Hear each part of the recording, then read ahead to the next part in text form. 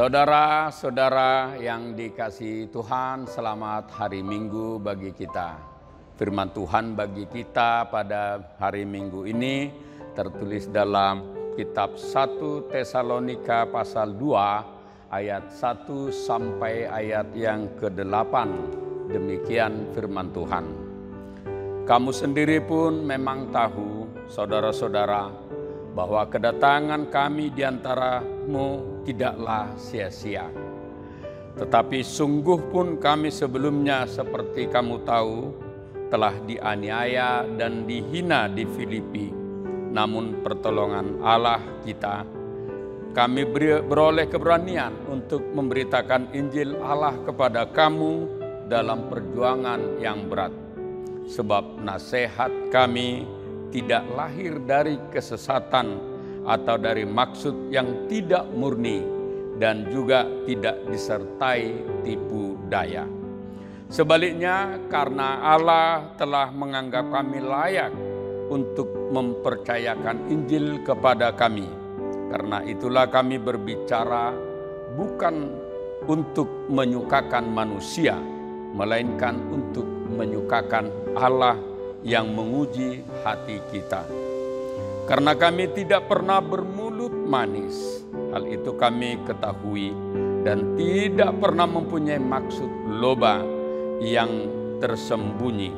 Allah adalah saksi. Juga tidak pernah kami mencari pujian dari manusia, baik dari kamu maupun dari orang-orang lain, sekalipun kami dapat berbuat demikian sebagai rasul-rasul Kristus. Tetapi kami berlaku ramah di antara kamu, sama seperti seorang ibu mengasuh dan merawati anaknya. Demikianlah kami dalam kasih sayang yang sangat besar akan kamu, bukan saja rela membagi Injil Allah dengan kamu, tetapi juga hidup kami sendiri dengan kamu, karena kamu telah kami kasihi. Saudara, topik minggu kita dikatakan keberanian memberitakan Injil karena pertolongan Allah. Saudara-saudara yang kekasih di dalam Kristus Yesus, hal yang biasa kita ketahui yang menimpa bagi setiap orang yang memberitakan Injil, baik daripada zaman perjanjian lama para nabi, para rasul, hingga di zaman saat ini atau kemudian di zaman yang akan datang. Tantangan yang sering kita hadapi adalah dari tengah-tengah dunia, perkembangan budaya, ilmu pengetahuan, dan perubahan zaman sendiri. Saudaraku, firman Allah yang telah kita baca pada minggu ini menekankan tentang bukan pembelaan daripada Paulus terhadap ujaran kebencian, tuduhan, dan lain sebagainya yang nyata dihadapi oleh Paulus itu sendiri. Meskipun kadang ada berbentuk apologet yang dihadapi, jawaban yang dilakukan atau dikatakan Paulus kepada bangsa Yunani, orang-orang Yunani yang ada di Tesalonik, dan juga dari orang-orang Yahudi yang tetap menekan dia dalam bentuk pengajarannya. Banyak hal yang diderita atau yang dialami merupakan menjadi penderitaan bagi Paulus sendiri. Saudara-saudara, dalam pemberitaan, Tesalonik adalah kota yang berkembang saat itu. Dan di saat itulah Paulus datang dan memberitakan firman, juga mendirikan jemaat itu sendiri. Saudara-saudara yang kekasih di dalam Tuhan Yesus Kristus, firman Tuhan kita mengatakan sebenarnya, meskipun saya katakan bahwa ini tidak sekedar apologi atau tetapi memberi jawaban terhadap apa yang dialami Paulus sendiri ketika dia melayani di tengah-tengah jemaat. Pertama, adanya tuduhan bahwa Paulus telah memberitakan ajaran palsu tentang kedatangan Mesias yang kedua kali dan dianggap telah melanggar ketetapan-ketetapan Kaisar. Itu dapat kita bandingkan dari kitab Kisah Rasul pasal 17 ayat 7. Perlawanan ini berasal dari orang-orang Yahudi, terutama kaum Saduki, karena mereka tidak mempercayai kedatangan Mesias yang kedua kali dan kebangkitan orang mati. Bahkan dalam 1 Tesalonika 2 ayat 14 sampai 16, Paulus mengecam orang-orang Yahudi. Yang kedua, adanya anggapan bahwa Paulus mempunyai motivasi yang tidak murni dalam pemberitaan Injilnya. Itu dapat kita baca dalam 1 Tesalonika 2 ayat 3. Suatu tindakan moral yang didasarkan pada motivasi yang tidak baik. Paulus dianggap memanfaatkan pemberitaan Injil Kristus untuk kepentingan sendiri.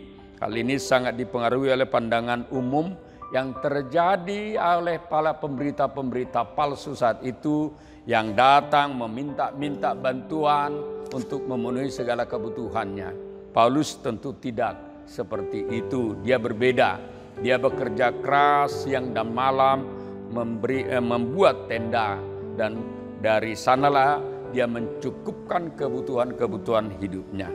Saudaraku, ada 3 yang dapat kita tekankan, yang dapat kita lihat dari kitab ini, firman Tuhan kita. Yang pertama adalah bahwa Paulus melayani bukan untuk kepentingan pribadinya. Hal ini dapat kita baca dari ayat yang pertama, saudara-saudara, yang dapat kita perhatikan di sana. Paulus menjelaskan bagaimana ia melayani untuk jemaat Tesalonik. Paulus menggugah hati jemaat Tesalonik agar mereka menyadari bahwa kedatangan dan pelayanan Paulus kepada mereka tidaklah sia-sia atau hampa. Hal ini terlihat ketika bahwa jemaat itu meski ditinggalkan oleh Paulus sendiri, mereka dapat bertahan, berkembang. Jadi itu bukti bahwa pemberitaan atau pelayanan yang dilakukan oleh Paulus bukan hanya sekedar untuk kepentingan pribadinya, tetapi Paulus ingin menyadarkan mereka bahwa untuk mendirikan jemaat ini Paulus harus mempertahankan nyawanya, bahkan mengalami banyak aniaya. Untuk itu, jikalau mereka juga menghadapi tantangan yang sama, hendaklah mereka hadapi dengan mengandalkan Tuhan. Saudara-saudara, inilah yang dikatakan oleh Paulus tadi, bahwa dia melayani bukan untuk kepentingan sendiri. Kedua, yang dapat kita lihat adalah bahwa dia melayani atas perintah Allah itu sendiri. Itu dapat kita lihat dalam ayat yang keempat sampai dengan ayat yang keenam. Ya, dalam ayat ini Paulus semacam memberikan klarifikasi terhadap tuduhan-tuduhan negatif yang dialamatkan kepadanya. Segala hal tentang pelayanannya dicoba diungkapkan secara gamblang. Tujuannya tidak lain adalah meyakinkan jemaat terhadap pemberitaan Injil.